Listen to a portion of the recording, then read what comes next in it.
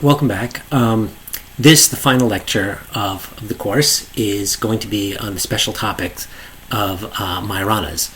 Majorana fermions has been a bit of an obsession of the condensed matter community over the last decade or a little bit more.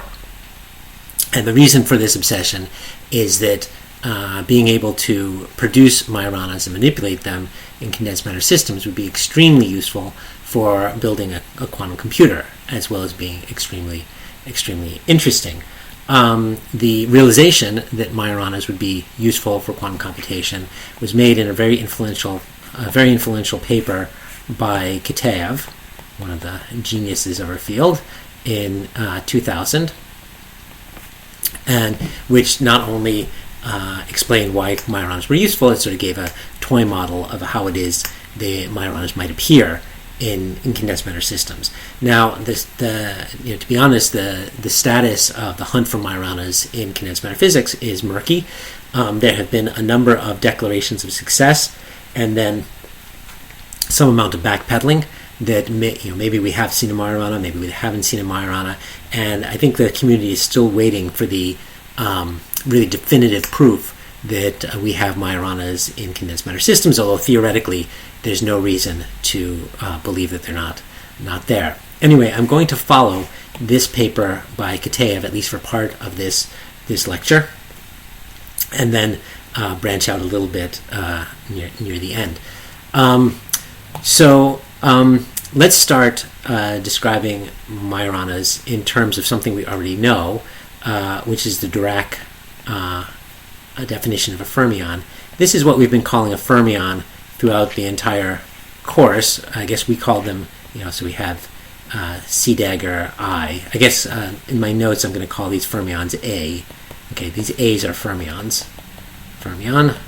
And what defines the Dirac fermion as being a fermion is its anti-commutations. AI dagger AJ, anti-commutator is delta IJ, and I guess we also have AI dagger AJ dagger equals AI AJ is 0, and the Hilbert space associated with one of these operators with orbital I is that the orbital can be either empty, which we call 0I, or filled, which we call 1I, and 0I can be related to the lowering operator on 1, and 1I is the creation operator, or the raising operator, on 0, and that's the whole Hilbert space if you have a fermion. The orbital can be either filled or it can be empty, and that's it. Okay, so we're going to call these Dirac fermions. We used to just call them regular fermions, but to distinguish them from Majorana fermions, we'll call these things Dirac. Majorana fermions, maybe I should say a few words about Majorana fermions, or Majorana operators. These are named after Ettore Majorana, who died or disappeared in 1938 at the age of 32. So I guess he was 1906 to 38. And Majorana worked with Enrico Fermi, and Fermi said he was potentially the smartest person he had ever met, and he had met Einstein. So, and Majorana was an extremely impressive genius, did a lot of very beautiful things before he died or vanished at the age of 32. Now, there's a lot of stories about what might have happened to Majorana. Some people think that he killed himself and jumped off a ship. Some people think he got himself in trouble with the mafia and was bumped off. And other people think that he was unhappy with his life and moved to some faraway country like Brazil to start over. Anyway, with since 2000, there's been a lot of interest in the life of Ettore Majorana from the physics community, and people kept calling up the Rome police department to ask, what do you know about what happened to Ettore Majorana? And eventually they decided that they would give the answer that he moved to Brazil and started over there, even though they have really no evidence for that whatsoever. But that's the official answer, that he moved to Brazil and started over there. One more story about Ettore Majorana, which was told to me by Sidney Coleman. Majorana was a little bit of a character, and he liked to drive his motorcycle around Rome very fast. And one day he was driving his motorcycle around Rome, and he was being chased by the police, and unfortunately he got in a crash, and he sort of hit his head a little bit. And the police come over, and the first thing they ask him is, they say, "Well, are you all right?" And he says, "Yeah, I think I'm all right." And they say, "Well, do you know what your name is?" And he says, "Yeah, my name is Ettore Majorana." And they said, "Well, where are you coming from?" And he said, "Well, I was coming from work." And they said, "What are you doing?" And he said, "Well, I was thinking about time reversal." And so they decided they really needed to take him to the hospital. Anyway, he had some interesting things to say about time reversal symmetry. Okay, so what's a Majorana operator? So Majorana operator, it's often said that the Majorana operator is half of a Dirac fermion. And to see how this happens, first I'll define the Majorana operator. So Majorana operator is an operator gamma, which is its own Hermitian conjugate. Gamma equals gamma dagger. But it also has fermionic anticommutations. So gamma I, comma gamma j is 2. Usually there's a conventional factor of 2 here. And the definition is a nice normalization. That means gamma I squared is 1. Okay, so it's a fermion because it has anticommutations, but it's also its own Hermitian conjugate. So it's often said that this thing is half of a Dirac fermion, and to see why that's true, we can show how you can take 2 Majorana operators and construct a Dirac fermion operator from them. So suppose I have 2 operators, gamma 1 and gamma 2. I can construct a Dirac fermion, a dagger 1, as 1/2 gamma 1 plus I gamma 2, and I guess A is, well, let me put it down here. Now I'll make myself smaller so I can put it up here. So A1 is 1/2 gamma 1 minus I gamma 2. And then we can, if we have 2 more Majorana operators, we can make another Dirac fermion, so 1/2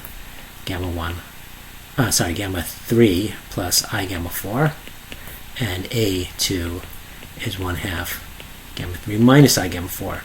So you'll note that the daggers are indeed the Hermitian conjugate of the non-daggers, because when you Hermitian conjugate the gamma operators, they stay exactly the same, but the I changes sign. So going from the plus to the minus, the I changes sign.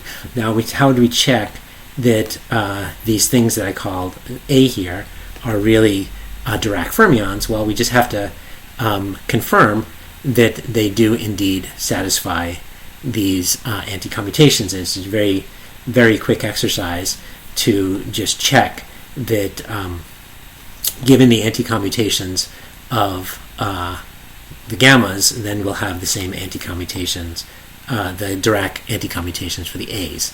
Maybe I should do one of these just for fun. Let's take A1 dagger A1 anticommutation. So this will be, I guess, 1/4, and then we have an anticommutation gamma 1 plus I gamma 2 with gamma 1 minus I gamma 2. Gamma 1 and gamma 2 anti-commute with each other, but the gamma 1 here, gamma 1 with gamma 1 is going to give me 2, and I gamma 2 and I gamma 2 is going to give me 2, because gamma I squared here is going to give me 1, so gamma I, or the anticommutator of 1 and 1 is going to give me a factor of 2, anticommutator of 2 and 2 is going to give me another term of 2, so I'm going to end up getting with 4 over 4 equals 1. Okay, it's easy to check that. And it's also easy to check that the anticommutator of, say, A dagger 1 and A dagger 2 is going to be 0, because well, gamma 1 is going to anticommute with 3 and also with 4, and 2 is going to anticommute with 3 and also with 4. Okay, so we've now successfully written the gammas, the A's in terms of the gammas, and we can invert the story. We can write, say, gamma 1 equals A1 plus A1 dagger, and gamma 2 is, I guess, 1 over I A1 minus A1 dagger. Okay, so it's just a transformation that allows me to rewrite things in terms of sums and differences of Dirac creation and annihilation operators. So it's possible, if I have any Hamiltonian I want, which is written in terms of Dirac creation operators, and we wrote many of these down before, any Hamiltonian, which is a function of the AI's and the AI daggers for all the I's. We had interacting electrons, for example, which was written in terms of the creation and annihilation operators for the electrons. We could convert that, if we wanted, to a Hamiltonian written in terms of the gammas, gamma I's. Okay, so it looks like we've just made some sort of mathematical trick, and it is sort of a mathematical trick at this point, but there's going to be physical content to this transformation as well.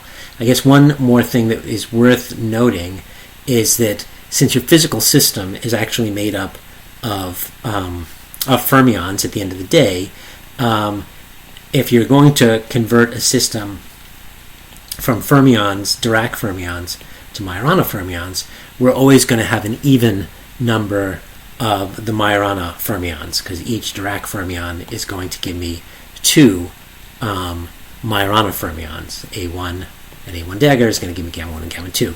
So the Majorana fermions always come in pairs. So Majoranas always come in pairs. And pairs necessarily, like the Sith in Star Wars, you always find them in pairs. And if you find one, the first thing you should ask is, where's the other? Okay. So now this Majorana operator, that was a Star Wars reference for those people who are not familiar. You should go watch Star Wars films, but not the prequels. The prequels are terrible. We've watched the 3 originals. Okay. Anyway, the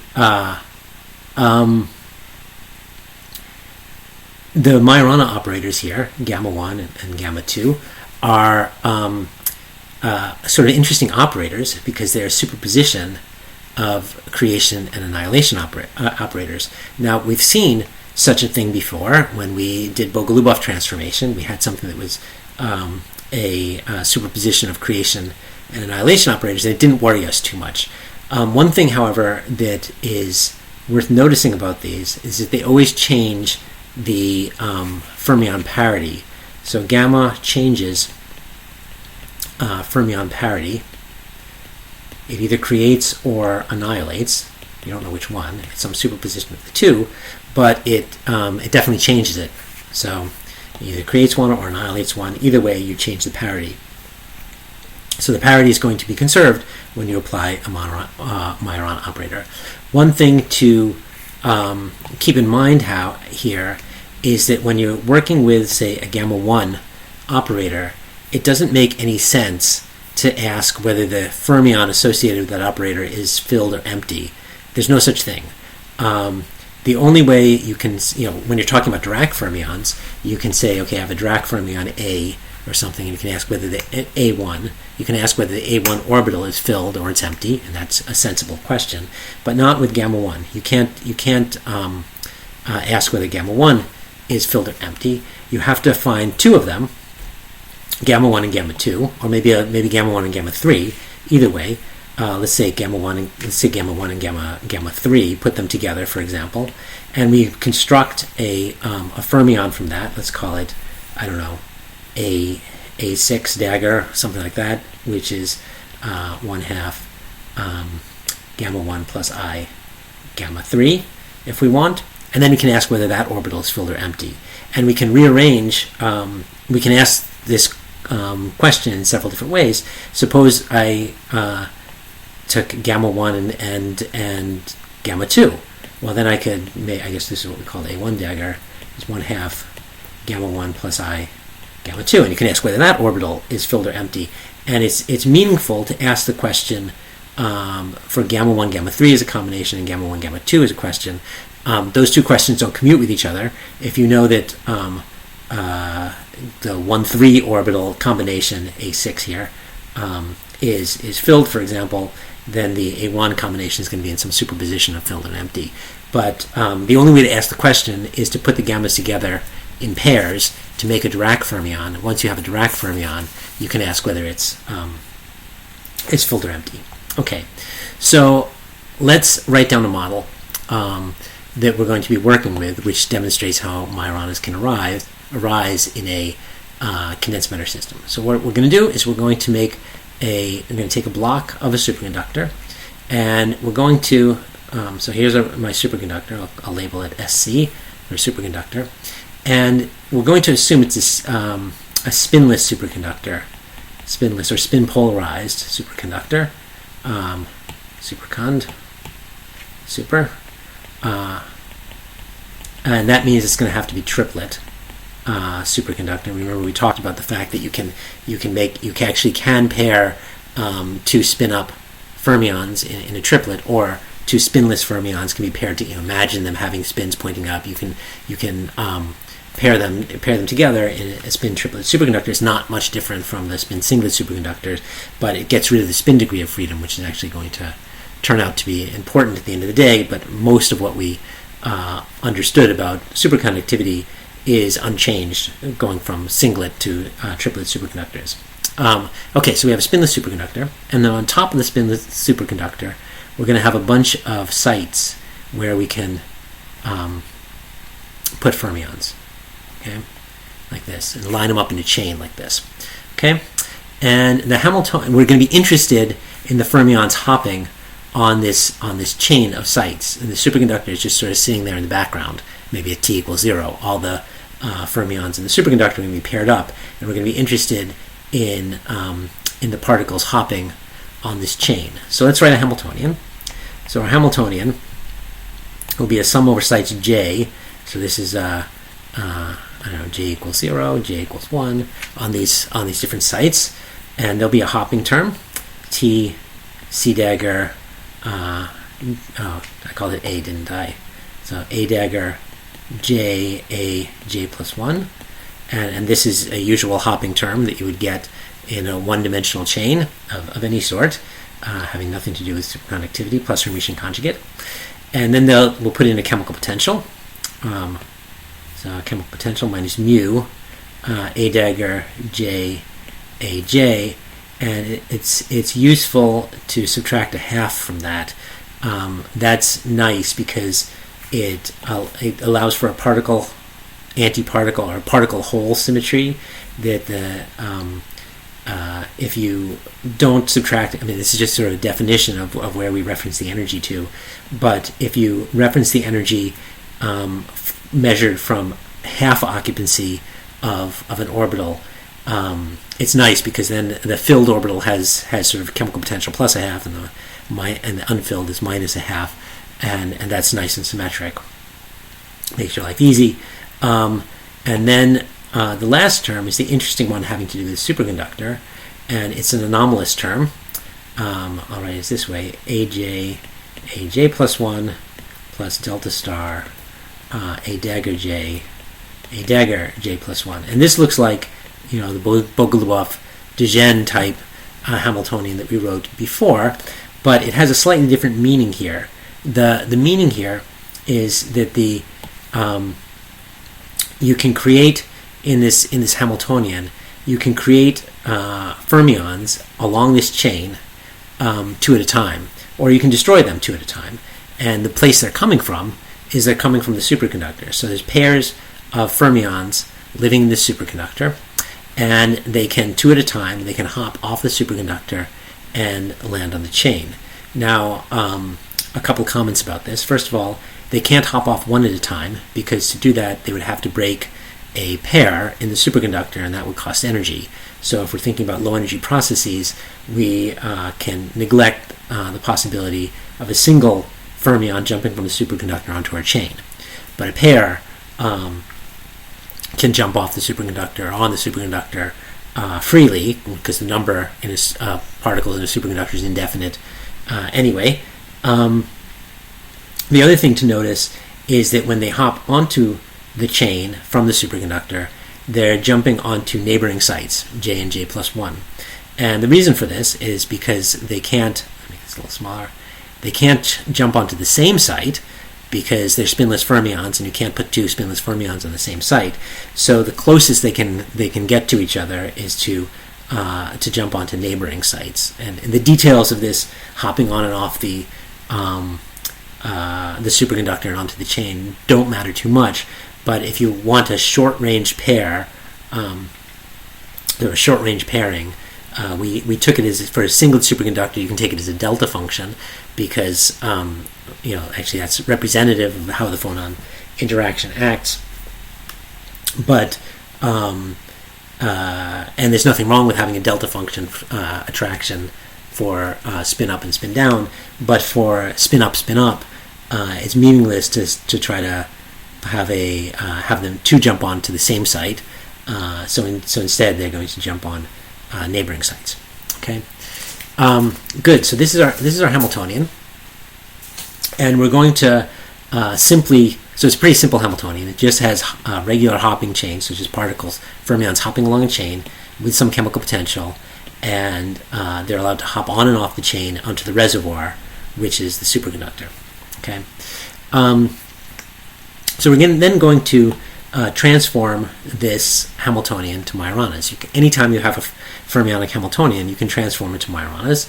I'm going to do one thing first. I'm going to write the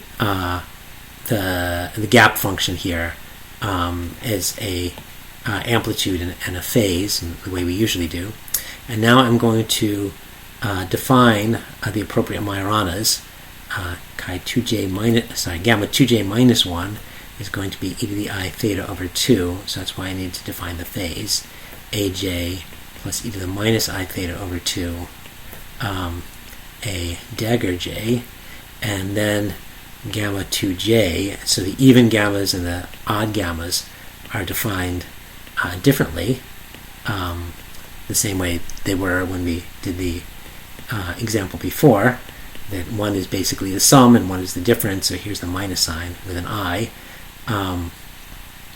I and the minus I theta over 2, a dagger j.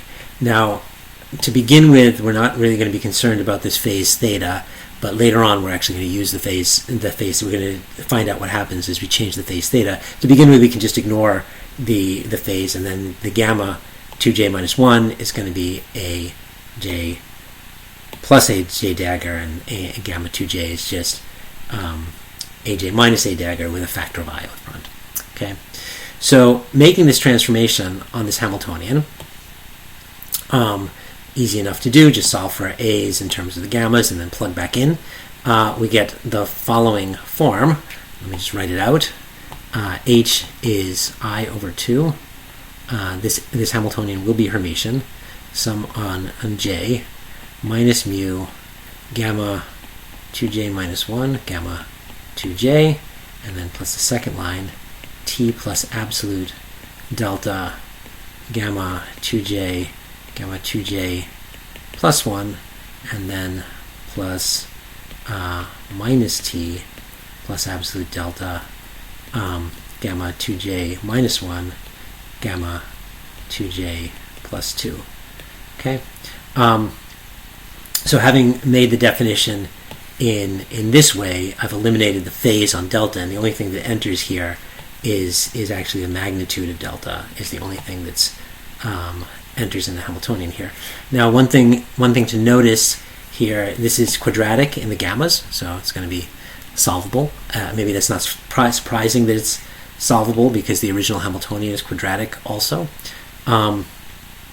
And so we might say what we've learned already is that this Hamiltonian being quadratic, we should be able to solve it by Bogoliubov transformation. And indeed, you can do that, but it's instructional not to do so. I'll talk about Bogoliubov transformation in a moment. But it's instructional to make the transformation to Majoranas first and see what we can get there. Apple battery pencil battery is low. Oh no, that's terrible. Okay, hold on. I'm going to have to stop and charge my battery. Okay, I've now charged my battery on my pencil and I'm ready to go. So we left off with this Hamiltonian, and I guess a comment about this Hamiltonian you might be wondering about is this factor of I out front. So notice that the operator I gamma 1 gamma 2 is a Hermitian operator because let's prove it's Hermitian by looking at the Hermitian conjugate of it, I gamma 1 gamma 2 dagger equals I becomes minus I, then gamma 2 is its own Hermitian conjugate, and gamma 1 is its own Hermitian conjugate, but the order gets flipped when you take the Hermitian conjugate of the product, and then you pick up another minus sign when you exchange the order of gamma 1 and gamma 2. So that I gamma 1 gamma 2 is Hermitian, and that's what this factor of I is. So all of these bilinears in the Majorana operators are all Hermitian operators. So if we look at this, we have a bunch of bilinears in the Majorana operators, and so this one is, I guess, even sites, even bonds, odd bonds, and then bonds two away with various energies. Okay, so good. And instead of trying, as I mentioned, we could solve this thing exactly by Bogoliubov transformation, but instead we're going to look at two limiting cases. So case one is to look at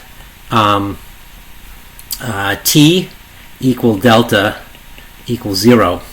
So that drops both of these terms to 0, and we're just left with the mu term. So H now becomes, H is just, I guess, I over 2, sum over J minus mu, gamma 2J minus 1, gamma 2J. And we can write that back in terms of the original fermions as sum over J minus mu, A dagger J, AJ minus 1/2. So this is kind of a good A dagger J, AJ like this. So this is a really simple limit where we've gotten rid of the hopping, we've gotten rid of the superconductor, the superconducting order, and the only thing we're left with is the chemical potential.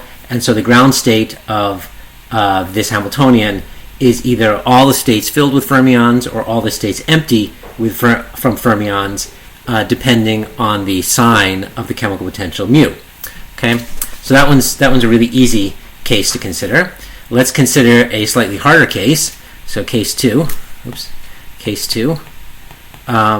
is to choose the absolute value of delta equals to T and not equal to 0, but we'll choose mu equal to 0. So let's look back up at our Hamiltonian again. So we're choosing these two terms to be the T plus delta. This term is going to be non-zero. This term will be 0 because I've chosen these absolute values to be the same as each other, so these two will cancel, and we've chosen mu to equal 0. So in this case, the Hamiltonian becomes H equals I T over 2, sum over J, gamma 2J, gamma 2J plus 1. And this Hamiltonian looks a whole lot like the previous one, but it's not quite the same. So this one has gammas connected across even bonds, and this one has gammas connected across odd bonds, I guess. So the way we solve this Hamiltonian is we define new Dirac fermions,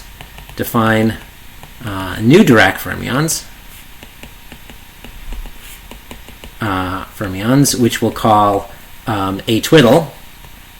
A twiddle J is 1/2 gamma 2J plus I gamma 2J plus 1. And in terms of these new Dirac fermions, the Hamiltonian, in terms of these old, this Hamiltonian up here in case 1, we had this bilinear of the gammas, and it ended up just being some constant times the occupancy of these old Dirac fermions. And we made this, here we have a slightly different definition, but very, very closely related. And the Hamiltonian is going to look very similar to what we had in the other case. Now it will be T, sum over J, but now it's the occupancy of the twiddle, these new Dirac fermions, minus 1/2. Okay? And so the ground state of this will be to either leave all the new Dirac fermions filled or leave them all empty, depending on the sign we choose for T. Okay, so what's happened here? So we have this, let me sort of draw this out again. So we have a bunch of sites, we have a bunch of sites. Maybe let me spread them out a little bit more. So we have a bunch of the original sites for our orbitals. These were the A dagger orbitals. So this is A dagger 1, A dagger 2, and so forth, A dagger 3. So it lives on these orbitals.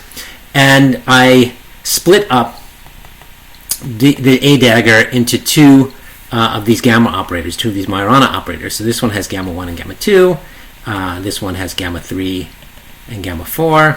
This one has gamma 5 and gamma 6 and so forth, and gamma 6. And in the first case, when we the only term that was remaining was the chemical potential term, then the way we solve the problem is just going back to the original Dirac fermion basis, and then you either fill all the Dirac fermions or you leave them empty. However, in this second case, where the only term remaining is this middle term in the Hamiltonian, this one here, this is the one that we leave non-zero, and we set the other two terms to 0. In this case, we are regrouping the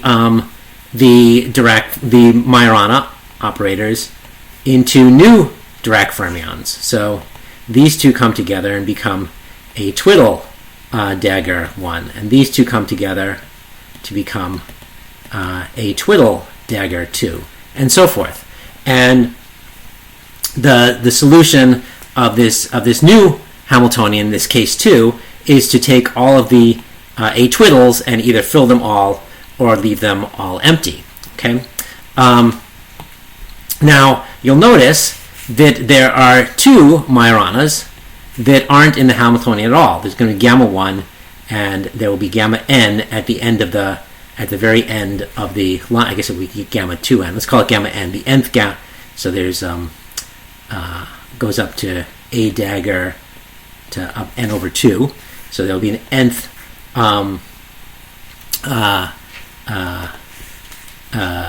Majorana operator over here, which I guess along with his friend over here, gamma n minus 1. So this one in this new twiddle basis, the gamma 1 and the gamma n do not enter the Hamiltonian at all. That the A twiddles include only the gammas between 2 and n minus 1. They don't include gamma 1 or gamma n. And so this means there's a degree of freedom left over, which we'll define it. We'll call it F. It's another Dirac fermion. We'll write it as 1/2 gamma 1, I guess, minus I gamma n. We can make it plus if we wanted. Minus I gamma n. And this fermion does not enter the Hamiltonian, and it's known as a fermion zero mode, or Majorana zero mode. It's really a Dirac fermion zero mode. Well, I should just call it zero mode. Zero mode. F dagger is a Dirac particle. Gamma 1 and gamma n are Majorana zero modes. You put together the two Majorana zero modes to get a Dirac zero mode. It's called zero mode because it's zero has zero energy, whether it's filled or empty. It just doesn't enter the Hamiltonian at all. So our new Hamiltonian, our case 2, has two degenerate ground states. Ground states,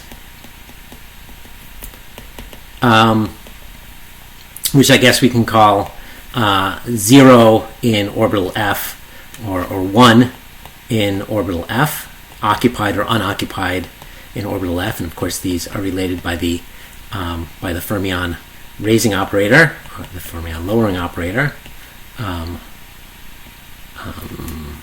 1 and orbital F, like this, in the usual way.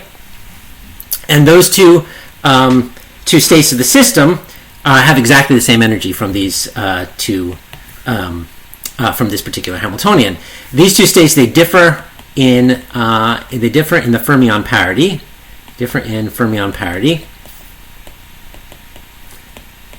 But have the same energy. Okay, but same energy. Well, that's what I mean by degenerate ground states. But same E. Okay. Now, why is this interesting? The reason this is interesting to the modern condensed matter community is because whenever you have a degeneracy, there is the idea that you can use these two states of the system as a qubit, a quantum bit, for doing quantum information processing. So, can we use this as a qubit, Q-I-B-I-T. Okay, that is the question, the million-dollar question that everyone wants to ask. Now, you might say that this is not a very convincing way to make a qubit so far, because we completely fine-tuned our Hamiltonian. The Hamiltonian we started with was a very special Hamiltonian. If we go way back up to the beginning, sorry, scrolling. This was the Hamiltonian we started with. It's very special. We only kept a hopping term, a chemical potential term, and a superconducting gap term. Maybe there's some interaction term that we left out. And then further, we did worse than that. We took this very special case of the magnitude of the gap delta being the same as the magnitude of T, and also chemical potential fine-tuned to 0. So we should ask the question, is this situation of having a degenerate ground state, is this fine-tuned? Is this fine-tuned? And if we used another Hamiltonian, would we have not found a degeneracy? Would we have had some random energy? Would we have found that this thing we call the fermion zero mode, would it enter the Hamiltonian? Would there usually be a term in the Hamiltonian, like, for example, delta H equals alpha F dagger F minus 1/2, which we could write as 2I alpha gamma 1 gamma n, which would change the energy depending on whether this fermion putative zero mode is filled or empty. Okay, so would we usually have such a term? There's two ways we can answer this question. Answer 1 is less general than answer 2, but it's more explicit, which is to go back to the original Hamiltonian, which is made up of fermion bilinears, and I mentioned before you can always solve it by Bogoliubov. So for any T mu delta can solve by Bogoliubov. We know how to do that. I'm not going to do it. It's a nice exercise to go through. But what you'll find is that you will always find some Majorana zero modes.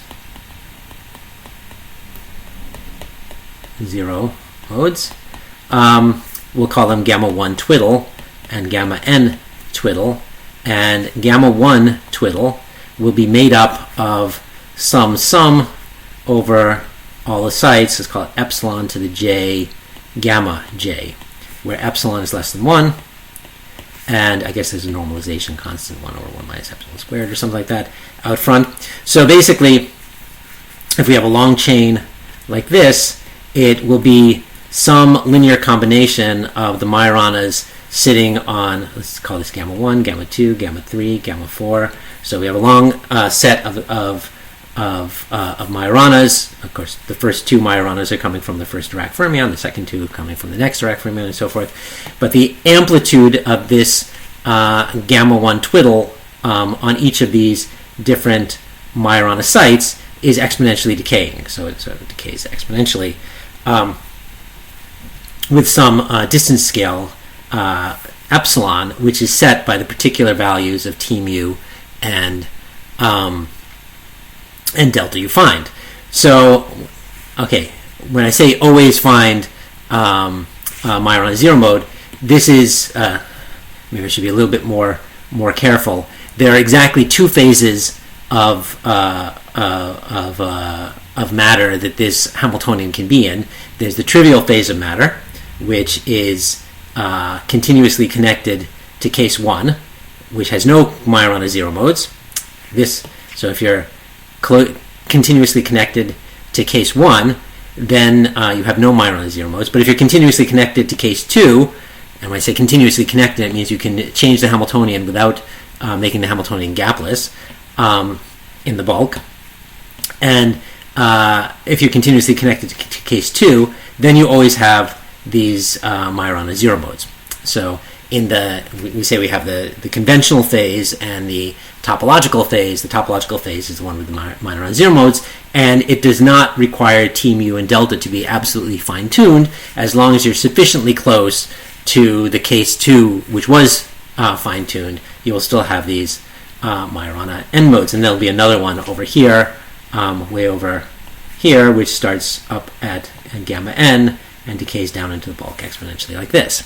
So you can solve that explicitly from via Bogoliubov transformation, and we're looking for a term in the Hamiltonian, in the effective Hamiltonian,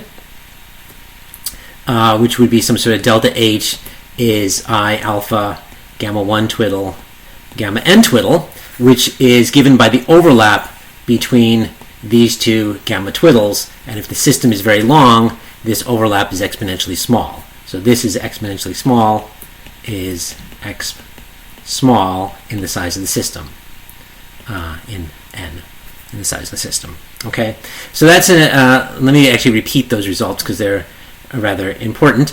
That the general Hamiltonian, the one we started with way back up here, has two phases of solution that you can have depending on how you tune T, mu, and delta. One phase of solution is the trivial phase, which is analogous to case 1. It has no Majorana zero modes, and the other phase, which it should occur for delta, T, and mu close to these values, but not necessarily fine-tuned at those values, always has Majorana zero modes, and the length scale of the Majorana zero mode is set by this parameter epsilon, which depends on T, mu, and delta. And when you completely fine-tune the parameters of the Hamiltonian, this length scale can be just one site, so that the zero mode can be isolated on a single site. But if you don't fine-tune it, then the zero mode sort of spreads out over several lattice sites. Okay, so that's one argument for why it is we have these Majorana zero modes more generally. But we can be even more general, and this is answer 2 to that question, is it fine-tuned, is a sort of a topological argument. And those of you who took my topological course will recognize this argument, which is to write our Hamiltonian as our fine-tuned Hamiltonian, fine-tuned, plus some perturbation. And this perturbation can be of a form that we didn't even write down in the original Hamiltonian. We could have electron-electron interactions, 6 electron interactions, anything complicated could go into this delta H as long as it's a local term in the Hamiltonian. Anything physically reasonable we could put in there. We could have like a 6-site interaction or something crazy like that. That's perfectly fine as long as it's not interaction between like a million sites across the whole system all at the same time. Okay, so we can do that, and we know that when we treat H fine-tuned, we have a ground state manifold. We have two degen ground states, and then we want to treat delta H in perturbation theory. So this is perturbation theory, and see if the ground states split in energy. So does delta H split the degeneracy? Does dH split the degen? Well, in order to split the degeneracy, we must generate in perturbation theory, a term which looks like some H effective, which is alpha, which is going to count the number of the occupancy of the zero mode. Okay, if we do generate a term that counts the occupancy of the zero mode, then we split the degeneracy. Okay, so the claim is that up to very, very high order in perturbation theory, no such term ever gets generated. And to see why that's true, we have to think about the locality of our perturbation. So if we go to some high order in perturbation theory, we generate some effective Hamiltonian, which will be of the form delta H, Green's function, delta H, Green's function, delta H, and so forth. Now, if you're not familiar with Green's function, basically this is going to basically look like it's going to have these energy denominators, En minus Em, and then there'll be some matrix elements, or I guess it will have bras and kets up top, something like this. And then delta H will get sandwiched in between, and you can construct a perturbation series by just conventional either Rayleigh or Brill and Wigner perturbation series by sewing together the perturbation Hamiltonian and these Green's functions, which include the appropriate energy denominators. So the key here is that each delta H is finite ranged, range. So it might mix Majoranas that are 2 sites away from each other, or 4 sites away from each other. So it can have a term, can mix, say, gamma J with gamma J plus P, but it won't mix a Majorana with something 1,000,000 sites away, maybe 5 sites away or 6 sites away. So it's going to be a local term in the Hamiltonian. So in order to generate something which mixes gamma 1 with gamma n, the only way to mix gamma 1 with gamma 1 with gamma n mixes at order n, the number of Majoranas in the system, divided by p. And if the system is very long, that's a very, very high order in perturbation theory. And each order in perturbation theory gives you an energy denominator, which divided by the strength. So each term in perturbation theory gives you sort of a delta H divided by an energy gap. So it will be delta H over energy gap to some very high power. That will be the strength of this H twiddle, which is allowed to mix. What did I call it? I call it here H effective, which breaks the symmetry, breaks the degeneracy of the putatively degenerate ground state. So if the system is very long, the splitting of the ground state will be exponentially small. So that's another way of showing that the splitting of the ground state is exponentially small. And this is true for any local Hamiltonian. It doesn't have to be a local Hamiltonian that's solvable by Bogoliubov transformation. So the key here is that this degeneracy, degen, is protected. We sometimes say it's topologically protected. And the origin of this protection is because the qubit is split in 2 pieces. The 2 Majoranas, and you have to connect the 2 pieces in order to give them an energy, split the 2 states in energy, or to change the value. So this would make a very, very good quantum memory. Okay, so this is why people are interested in Majoranas for quantum memory, because they're inherently protected from any local terms in the Hamiltonian. Okay, so let's now return to our original transformation. Let me actually go all the way back up here and see if I can copy that transformation. Sorry about doing this. Yeah, here it is. So we're going to steal this. This is the transformation we made. Copy.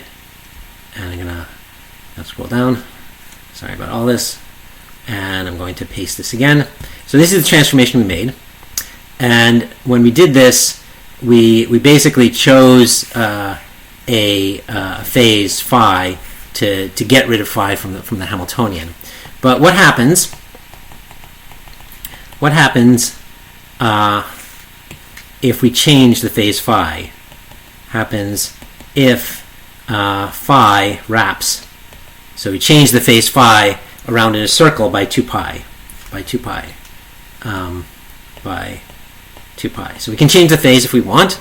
Imagine changing the phase of the superconductor, maybe by Josephson circuitry, and changing the phase by 2 pi. What happens? Well, notice that when the phase phi wraps by 2 pi, oops. So I was a little sloppy here, back all the way up here. Way back up here, I called the phase phi, and then I switched it to theta. Okay, so let me go way back up here. It changes. This should have been theta. Sorry about that. Let's make this one theta. Theta like this. Okay, sorry about that. Those phases are all theta. Terrible. Okay, so this is going to be a theta 2 here. Okay, so now it's the phase theta that we want to wrap by 2 pi. What happens if theta wraps by 2 pi? Well, you notice that when theta wraps by 2 pi, these e to the I theta over 2's change sign. So it's e to the I pi over 2, not e to the I 2 pi over 2. So that means all the gammas, gamma j, goes to minus gamma j. Okay? What does that do to our Dirac fermions? Well, remember that our A dagger is 1/2 gamma j plus gamma 2j plus 1, or something like that. And that means that A dagger also goes to minus A dagger, and similarly A goes to minus A as well. So what does this do? What this means is that any state with odd fermion parity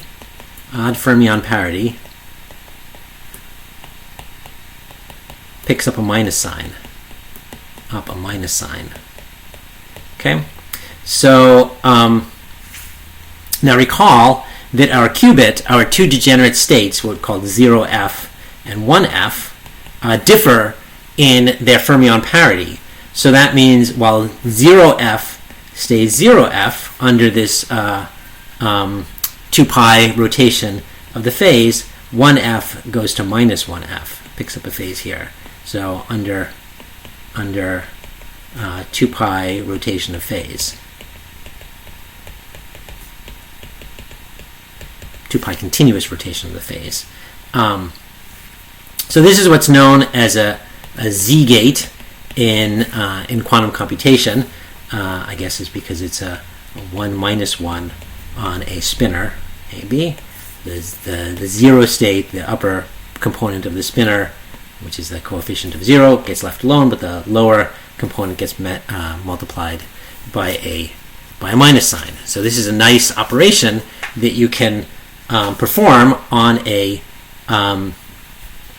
Majorana qubit made out of these Majorana hopping chains. So how would you actually do this in practice? Well, okay, so here's our system, our superconductor, and here's our hopping system like this. And the way you would rotate the phase by 2 pi is by taking a vortex, and the vortex goes through the whole system like this, and taking the vortex all the way around the wire like this. This then this has the effect, if you think about it for a second, this is equivalent to taking the wire around this whole Majorana wire here. Taking that around the vortex is the same as taking the vortex around the wire. So this rotates phase by 2 pi, rotates phase of delta by 2 pi, and implements this Z-gate on this Majorana qubit. Now you can do a little bit more, or something a little bit more interesting here. You can do the following. So here's our chain of sites, and let's imagine taking our vortex, here's our vortex, and moving it through around half of the chain, like this. So what happens then? Well, if we do that, here's gamma 1 way over here, and here's gamma n way over here, then by doing this, we actually wrap the phase around gamma 1 by 2 pi, so gamma 1 goes to minus gamma 1, but gamma n didn't get wrapped, so it stays the same, gamma n. So if you think about the fermion operator,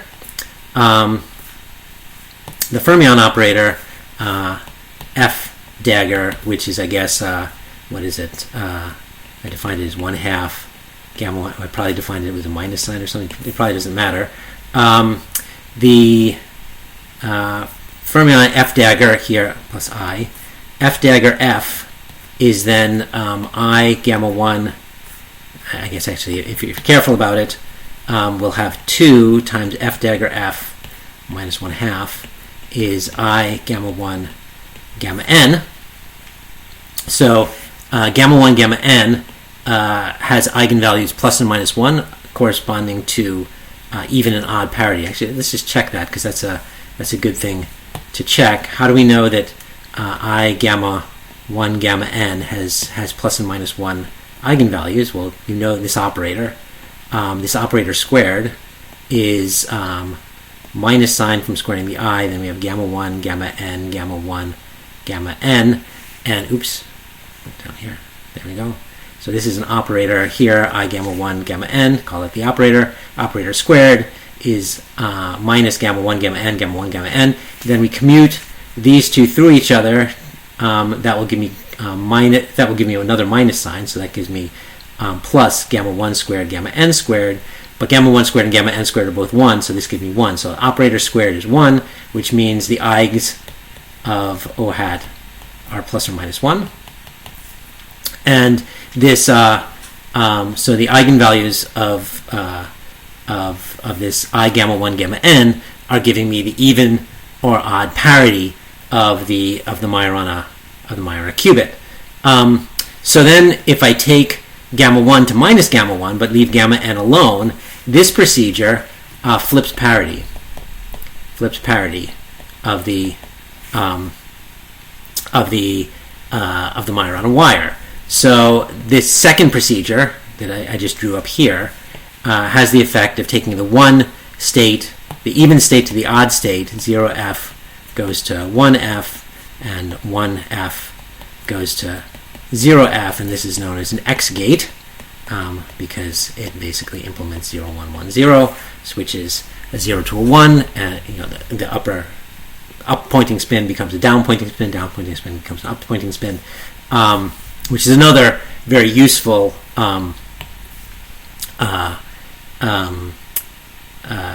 it becomes a very useful gate to use in quantum computation. Now, the total parity in the entire system here is going to remain unchanged. What is changing is the parity that is contained in gamma 1 gamma n only.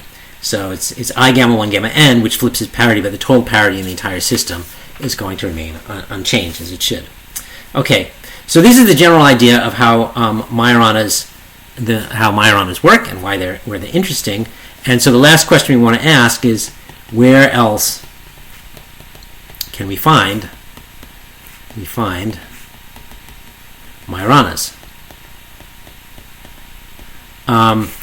And the answer is in potentially in superconducting vortices or vortex cores. So let's recall the an inhomogeneous superconductor, Bogoliubov-Dugen equations. So we had H delta minus delta star minus H star on U V of R equals E U of R V of R.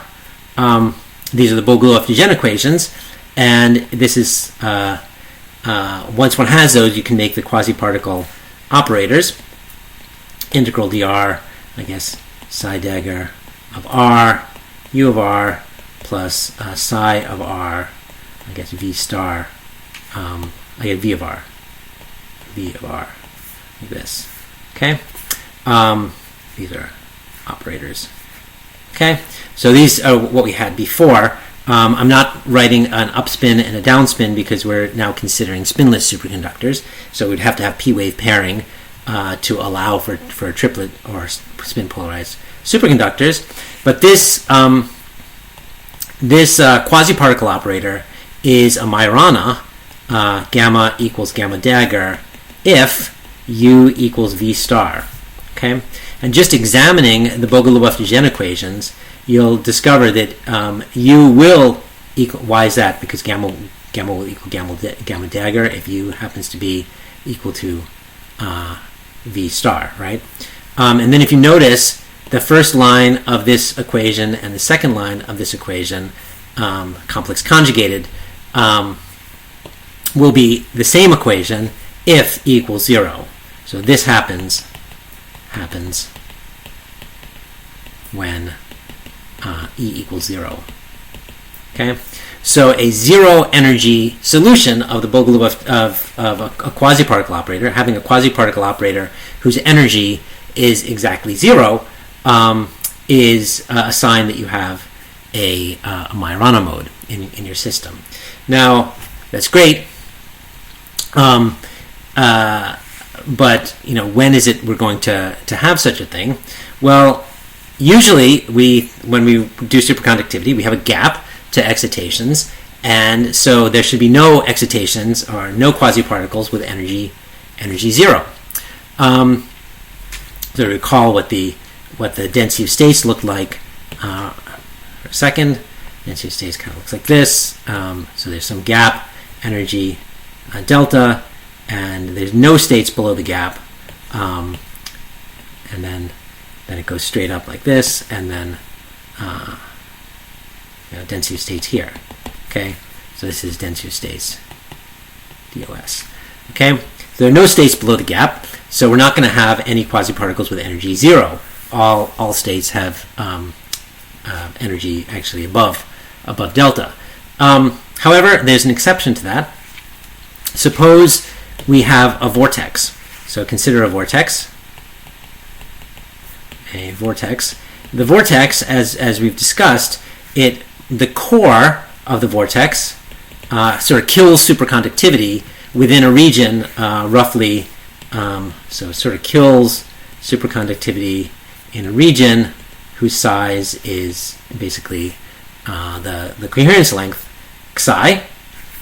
So you can kind of think of it like this. You have some big system like this, which is a superconductor, and then somewhere in there's a vortex like this, whose core is about size psi, and the superconductivity sort of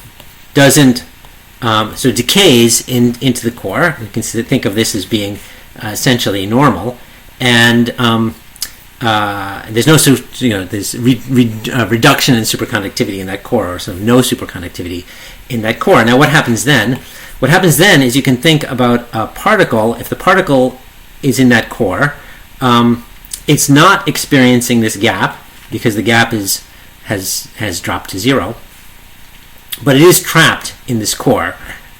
So you can think of it as sort of a particle in a box living inside this core. So in fact what you get, your density of states in a vortex core looks like, okay, let me copy this and change it here, copy. So the density of states we actually have near a vortex core, or in a vortex core, it looks like this. So this is the usual density of states, but then there's some discrete additional states inside the vortex, which are sort of particle in a box states. Okay, these are known as Carioli-Djian Matricon states. Carioli-Djian Matricon. Djian is a Nobel laureate for his work actually on soft matter, but he did a lot of, when he was younger, he did a lot of brilliant work on superconductivity. He has a beautiful book on superconductivity, actually, which I recommend highly, except for the typesetting, which is terrible. But that's because the book was published like way back in the 1960s or 70s when they didn't know how to do typesetting. They didn't have LaTeX then, Okay, So we have these bound states in vortex cores and carry all the geometric states. And the surprising result is that certain types of superconductors always have a zero energy Majorana bound state in their core. So one of these quasi-particle states is at exactly zero energy, making it a Majorana. And in particular, write down E equals 0 quasi-particle state, or Majorana, is always in the vortex core of spinless or spin polarized,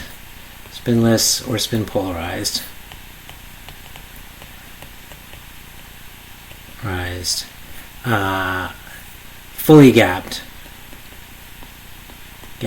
superconductors.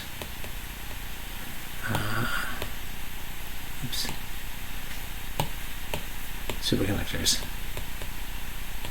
Okay, so let me say a couple words about this. So it's a rather important result. I'm not going to prove it. It's not too hard to show it, but it's a bit of a long calculation. So first of all, let me explain what I mean by fully gapped. We know that delta is a function of Q. We want absolute of delta of Q to be greater than 0 for all Q. Spin polarized or spinless means we're typically talking about a spin triplet superconductor, which implies that delta of Q is minus delta of minus Q, as we discussed before. So the simplest type of order parameter which fits this description is a spinless superconductor with a phase that wraps by 2 pi as you go around the Fermi surface. The superconducting order parameter should wrap its phase by 2 pi as you travel around the Fermi surface. Now, you don't have to have spin polarized in your spin triplet superconductor in order to have a Majorana in the vortex core. But if you have superconductors that are spin triplet, often they have or believed to have both spin up, pairs and spin down pairs. In which case you can have sort of a spin up order parameter and a spin down order parameter. And so if the spin up order parameter has a vortex in it, you'll get a Majorana with a spin up, and if the spin down has a vortex in it, you will have a Majorana in the spin down component. If both of them have a vortex, if you have both a vortex for the spin up order parameter and a vortex for the spin down order parameter, then you have 2 Majoranas, and the 2 Majoranas can form I gamma 1 gamma 2. They can interact with each other to split in energy from 0. So this operator could be formed if there are 2 Majoranas near each other. So in order to have a Majorana in a vortex core of a spinful triplet superconductor, you need to have what's known as a half quantum vortex, which is to have you want a vortex in one component but not the other component, which it's believed that you can do this. Okay, so let me draw a picture of the kind of thing that we might have. We might have let's imagine we have a thin superconductor, or two-dimensional superconductor. Here, make it very thin, like this. And it's a spinless or spin triplet superconductor. Then we can put a bunch of vortices in it, maybe like this, maybe another one here, maybe another one here, something like that. So gamma 1, gamma 2, gamma 3. Each one of these vortices will have a Majorana zero mode, a Majorana quasi-particle in its attached to its vortex core. Now, if you you can group them together in any way you like. Another one here, gamma 4, because they always come in pairs. So we might declare there to be a qubit made up of the first two Majoranas. There may be a qubit made of these two, and maybe a qubit made of these two as well. And then you can start manipulating these vortices in order to do operations on your qubits. For example, if you take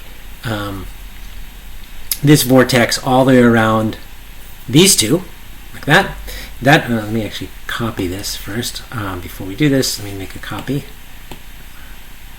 Here's a copy. Paste it again here. Need it again.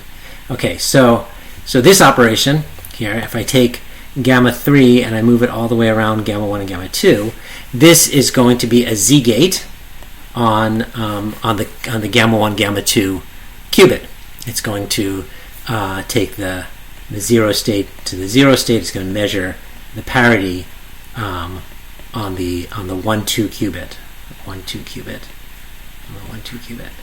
So you get a minus sign if the 1-2 qubit has a fermion in it, and you don't get a minus sign if it doesn't have a fermion in it.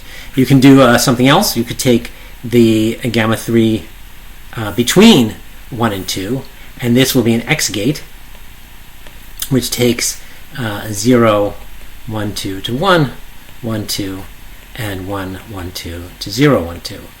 And this is exactly the same calculation as we just did for the Majorana chain. Okay. Now I should. So this is the kind of thing people are trying to do with triplet superconductors, or things very similar to spin polarized or spinless superconductors in various different incarnations of experiments that people are trying to develop for use in quantum computation, to be able to do these operations on these otherwise protected qubits. And again, the protection of the qubit is due to the fact that the qubit is split in half, and no noise processes are going to act on both halves at the same time, so that it's very hard to manipulate to change the qubits accidentally. So that's why people want to do this. I should make one more comment, especially for the people who took my topological course. This spinless, fully gapped P-wave superconductor, that's delta equals delta naught e to the I theta q around the Fermi surface. This is called P-wave because the angular momentum, the phase wraps once going around the Fermi surface, so its angular momentum is 1, so it's P-wave, even though it's not this kind of P-wave, which is sort of like e to the I theta plus e to the minus I theta. This is sort of like cosine or something like that. But it's still called, it's chiral P-wave if you want. Right? This chiral P-wave. That this type of superconductor is essentially identical to the fractional quantum Hall state at nu equals 5/2, the so-called Moore-Reed state. Fractional quantum Hall effect, which we haven't discussed fractional quantum Hall effect in this course. We've discussed it in another course, but there's a lot of interest in the so-called nu equals 5/2 state, which is believed to be essentially one of these spinless P-wave superconductors, a connection that was made originally by Reed and Green in 2000, about the same time as this very influential paper by Kitaev. Okay, so this more or less finishes what I wanted to say about Majoranas, a very rapid introduction to Majoranas, and it also finishes off what we want to say for the entire course. The end is what I meant to say here. And I mean, I guess the course, it was sort of, with the exception of this one lecture on Majoranas, the course has been a selection of really classic topics in graduate condensed matter theory. Their quantum matter, obviously, we looked at Bose superfluids. We looked at superconductors. We looked at Fermi liquids. Fermi liquids, and these sort of constitute sort of the bread and butter of what a quantum condensed matter physicist thinks about. In the modern era, there are an enormous number of other more exotic and more interesting types of materials or types of substances or types of phases of matter that a condensed matter physicist also thinks about. And maybe it's even more interesting because these subjects have been, while they're still interesting experimentally, they've been beaten to death quite a bit theoretically.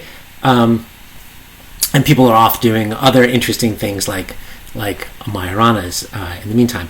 So that is not a subject for this course, obviously, since this course has now come to an end, but it is a subject maybe for a later day. And one thing that's interesting about the study of these more modern topics is that they are all very heavily based on the sort of fundamentals that we have put together for in this course, that this sort of lays the groundwork for future study within the field. So I hope that many of the people, either those taking this class in the master's program at Oxford or the PhD at Oxford, or people watching this around the world, during the lockdown because you're bored and you don't have anything else to do, or because you're actually trying to learn the subject.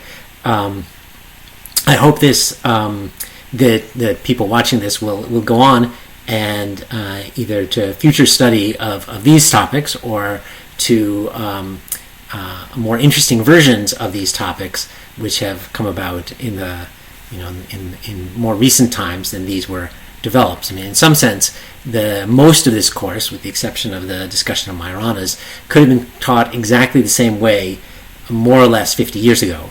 That everything that was discovered here, we started in 1911, and we went through the things that Landau and Feynman discovered about these types of quantum materials, and the field progresses, and there have been a lot of exciting and more modern developments in the last 50 years, which we did not get to. But for those pursuing the topic further, hopefully you will get to soon enough. Anyway, I hope everyone watching this has enjoyed the course. Again, my apologies that it has not been as polished a course as it might have been, but we are in this rather unusual situation due to the unexpected coronavirus, and we're making the best of it. So anyway, I hope everyone enjoyed the course. I think, surprisingly enough, despite not having an audience, I enjoyed giving this course. I can sort of imagine audiences laughing or not laughing at my jokes as I go along. So I've invited you into my house, and I hope it's been a productive experience for you, and actually it has been for me as well.